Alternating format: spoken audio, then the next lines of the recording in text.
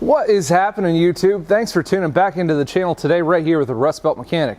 I got my snappy gear on, ready to check out some new snap-on tools for you guys.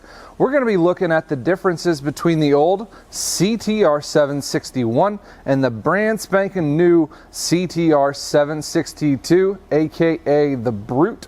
Is it worth trading in for this one? Is it worth the markup on it? Let's check it out and see what you guys think.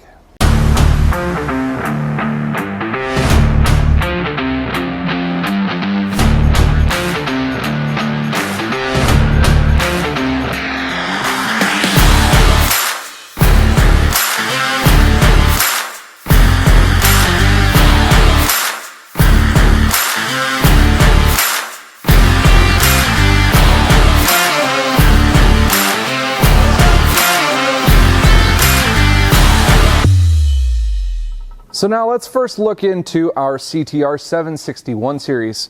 I actually purchased this ratchet about a year and a half ago, and I have been using it nearly every single day in the shop since then.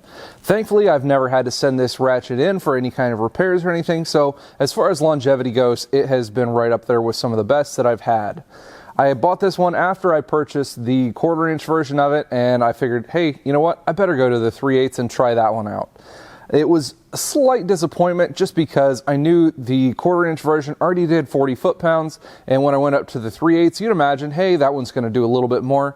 Not really. The 1/4-inch version does just about as much as the 3/8 one. It was a little bit disappointing in the way of torque and what it could hold and handle, but as far as getting it into a couple of different areas where I was using it mostly, interior work, top of the engine, covers, which is where this thing shines, it works for what it needed to be. Runs on the Snap-on 14.4 line. As you can see here, it does have a fuel voltage indicator for the battery, in the fact that it shines green for full, orange for half, and red when it's about dead.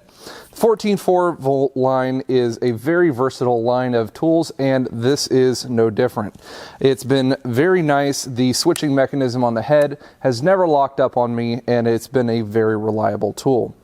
As far as the durability goes on this one, it does have the nice light here on the top, very bright still. I haven't had any issues, and like I said, I've never had to send this one in for any kind of repairs. I know I've heard from a bunch of other guys that you guys have had some warranty issues with these, but me personally, I have not. So spec-wise, what are we looking at here with the 761 series? When I purchased this one, the specs on this one were 40 foot-pounds of working torque with it. You're able to hand crank on this one up to 158 foot-pounds. It has a working RPM of 275 RPM. So all in all, pretty decent tool. Comparative at the time, it was pretty much top of its class, and I really liked it as a tool. Another, say, half year went along, and then they came out with the long neck ratchet version of that one. I'm like, all right, sweet, they're starting to do some upgrades. When I upgraded to that one and ended up getting it, I had it for a couple of tests, and I gave it back to the Snap-on guy because it was that much of a disappointment. Yes, you were able to get into a couple of tighter spaces, having that extra 3 to 3.5 inches of neck space, but really the torque was exactly the same, and it was a real disappointment. Now, you would think that you would have higher torque having a longer neck, being able to get into some of these spaces. You're going to want to be having a little bit higher torque because you're further away from a fastener. That was not the case with such. It had the same exact torque. So that was a big disappointment. I did not recommend upgrading to the long neck version unless you really needed that small amount of torque in longer spaces, but really the working torque was not there for what the cost was. Cost on this one is $245 for the tool only through Snap-on. It's, you know, not that bad of a deal. You can still pick these up. They still warranty them. They still have them. So you're not going to be running into one of those things where they don't carry it or don't service it for a long time. They're going to be servicing these for quite some time. So then let's fast forward to late 2019, where Snap-on actually decides to listen to some of its customers and says, you know what, these guys have been wanting some more torque. want some more capability, let's do it for them. So they came out with the Snap-on CTR762. So this 762 model has made quite a few upgrades. Size-wise, it's about the same. It's roughly 3/4 of an inch taller. The neck, as you can see, is just about an inch, half an inch to an inch wider around. The head, I would say maybe 10% at most larger. It is not in the realm of the Milwaukee's in the way of size-wise on the head, so I did like that they kept it pretty much the same size. They didn't have to bulk it up to be able to get that extra torque. So why didn't they come out with that sooner? That would be the question to ask. So torque-wise, they upgraded it to 70 foot-pounds. Going from 40 to 70, we had roughly a 43% torque increase. Now, that is pretty nice. I've had my chance to work with this one for going on 2 weeks now, and it really hasn't disappointed me. The way I had that disappointed feeling when I tried to upgrade to the long neck version of the 761, the 762 did not disappoint in that realm. I was able to use it on quite a bit more fasteners. If everyone who knows these electric ratchets, that if you really want them to really hit hard and get just about every fastener free, you give them a little bit of a running start and hit them, and that's how you usually break the fasteners free. When I went to the 762, I found myself not needing to do that very often at all. So it did make itself a little bit more versatile in that fact. Now, the differences is in the RPM mostly. The RPM difference between the two is quite a bit noticeable. You do have a 37% decrease in RPM. You're going from 275 RPM down to 175 RPM. It is quite noticeable in that fact, but really in these races, you know, you're not having a race on who can get the fastener off the fastest. It might be a little bit frustrating to use it first as compared to the 761, but I really don't think it's that much of a difference. How do they achieve that higher torque and lower RPM is obvious, to say the least, that there is some gear reduction going on inside of the head of this. From what I've heard, they do use the same exact motors between the 761 and the 762. That would explain the exact same size body here in the bottom as well as the handle. The weight, you're not really looking at that much more weight to it. It's not even noticeable at all. I'm sure if you put it onto a scale, you would notice a slight increase just due to the fact of the gearing here in the neck, but it doesn't make that much of a difference here in the hand. So as with all good things Snap-on, these are going to come at a premium. So the differences are, with the 761, you were at about $245 for the tool only. Now going to the Brute, you're going to be having to fork out right around $285 to $290. Obviously, these are the biggest, baddest ones on the market right now. So I really don't think it's that bad of a value to upgrade that extra $45 to $50. But you know what you guys want to see? These actually working, to see if that verifies what you guys want to spend on these tools. So let's see what these things are going to be putting out in a real life situation to see if they're worth what you guys are wanting to upgrade them for. So now let's first try a little bit of the RPM test just to give you guys the difference of how these things are going to work. Have some brand new fasteners here in our Wilton vise, and we're just going to pull these off. They're not tightened at all, just to show you guys the RPM function.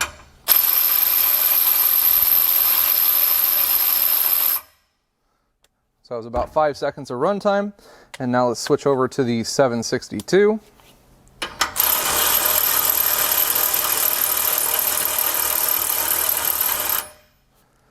As you can see, quite a bit of difference in RPM.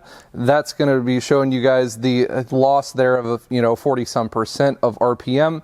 It is quite noticeable there, but again, when you're working with some fasteners like these, who's in a race to see who's the fastest to get these out? I know it might be a little bit of frustration in first at changing over to this one, but I don't think it's that much of a difference. So now let's get into some torque testing.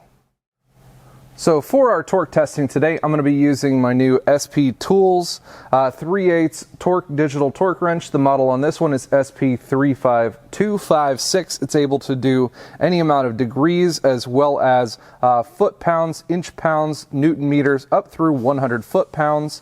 Really great, nice, easy electronic 3/8 flex head torque wrench. I'll put the link to this one down in the description also.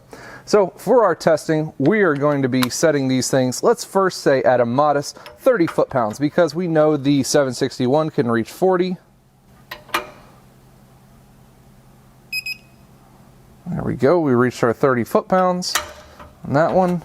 Let's get this one over to where we need it to go. 30-ish. Loosen that one back up just to make sure. We want a little bit over. We want to give it our fair testing.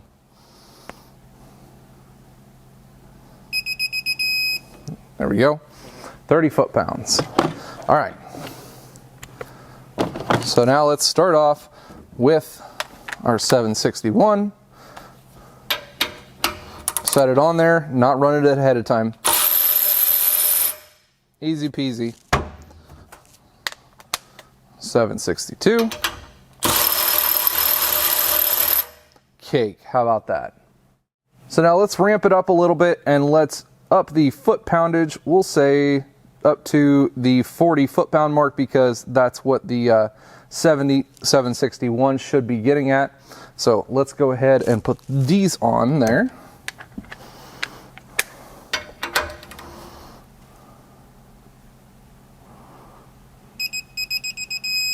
There we go, 40 foot-pounds. 40 foot-pounds.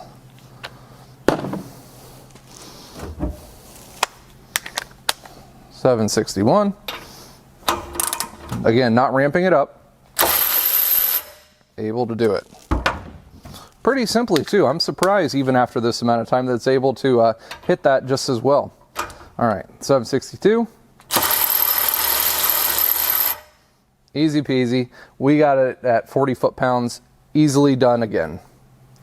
We'll ramp it up a little bit less this time. Let's go up to an increment of 5 more.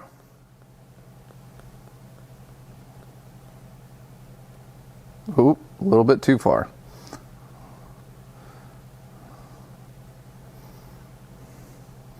$45 foot-pounds even. Okay.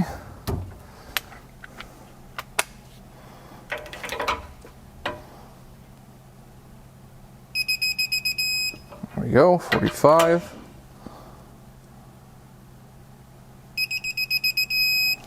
45 foot-pounds.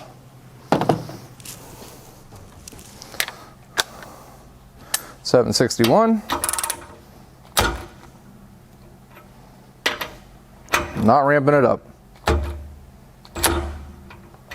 Okay, so there's where obviously that one shows 45 foot-pounds. Now let's real quick on that, just that one same fastener, let's loosen it up. There, just for that one, and then let's pull it down just a little bit.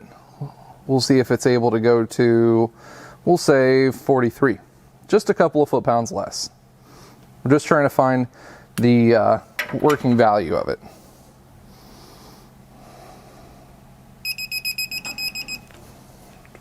$43 foot-pounds.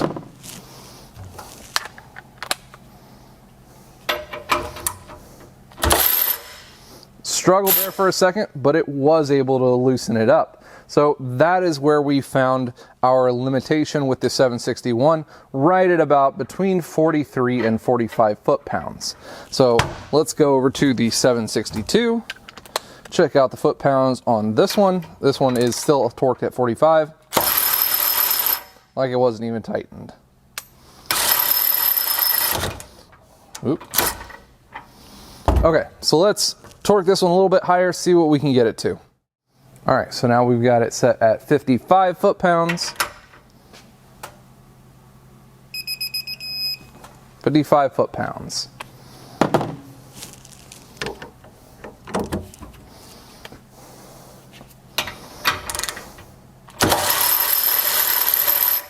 Able to get it off. It moved my wrist quite a bit, so it worked just how it was supposed to. It's pretty high torque. All right, so let's up the game one more time. All right, so up 10 more, up to 65 foot-pounds. Still should be within the working range of this tool. There we go, 65.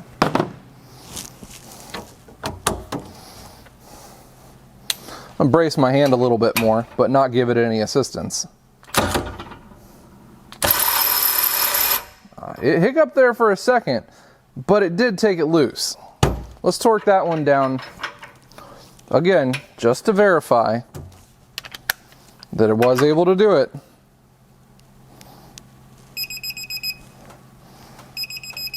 There we go, 65. I am on a good battery, not giving this thing any assistance. Okay, so it is able to take that loose. All right, let's put her up to 70.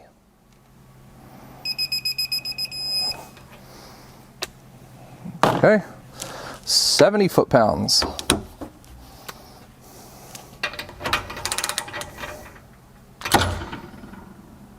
Nada. Oh, the second hit did do it. Again, I did not assist this thing at all. Let's go ahead and tighten that one down again to verify that it can do it.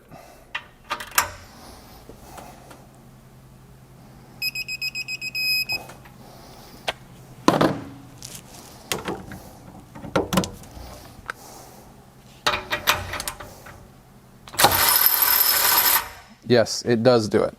So let's go up another couple foot-pounds. I don't think it's going to be able to handle it, but let's see what it can do. Up just a couple more to 73 foot-pounds. Get this one tightened. 73 foot-pounds. Taking bets? What's your bets? Think so? Think not? All right, try it. Did it. Still did it. I don't know if this thing is still getting broken in or what. Let's up it to 75. 75 foot-pounds.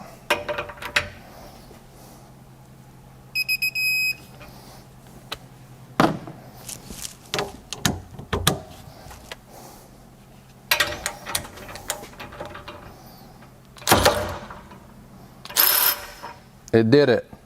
It did it. Again, it hiccuped there for just a second, but it did do it. Verify it here.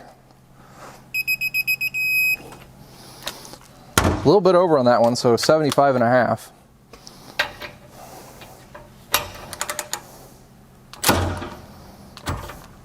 Oh. Off and on, right around there. You know what? I'm going to call it that's just about the max it'll do, 75 to 77-ish foot-pounds. I'm pretty confident in saying that one. Again, these are brand new bolts, brand new fasteners. They are not lubricated in any way, shape, or form. So you guys can see the operating function of the 762 and the 761 comparatively. Well, there you see it, boys and girls. That's the differences in working torque between the 762 and the 761 series. It is quite noticeable. The RPM difference, as you guys saw, it does drop down quite a bit, up to 43% less, but you do get quite a nice torque increase in that working torque. Now, in everyday working value, is that really necessary? In my personal opinion, it really is. Personally, before with the 761 series, I was taking off bolts such as batteries up through 13 millimeter, some kind of accessory drive here and there, engine covers, a couple of new fasteners, but more often than not, I was using my arm to actually loosen the bolt first until I was able to get it to the working value of the tool. Now, over the last 2 weeks of using the 762, I have noticed quite an increase in availability of what the tool is actually able to do. I'm able to get more caliper bracket mounting bolts off. I'm able to get more front cover, engine accessory bolts off without having to actually use my arms to physically take the fastener free before the tool can actually do its own work. So personally, I think it is well worth the upgrade. That in the $45 to $50 difference. I personally don't see Snap-on even carrying the 761 model anymore. They'll probably be able to dumb down the price on this one here over the next couple of months going into the holiday season. Hopefully on that one, that's saying that they are able to keep any of them in stock.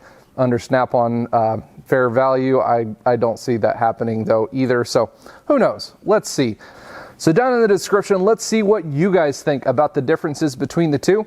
Is it worth the upgrade going from the 761 to the 762? Are you going to jump ship altogether and go to a different brand? As of me, I don't think so, because there isn't anybody out right now who's putting over 70 foot-pounds of working torque value in a 3/8 electric ratchet. That's all I have to say on that one. Leave your comments down below. Let's see what you guys think. Well guys, that's about all I've got for you today in the way of the electric ratchet review. Now, as far as channel updates go, I do have quite a bit going on. Right now, I am at SEMA, so you guys are getting this pre-recorded. Hopefully you enjoyed these kind of things.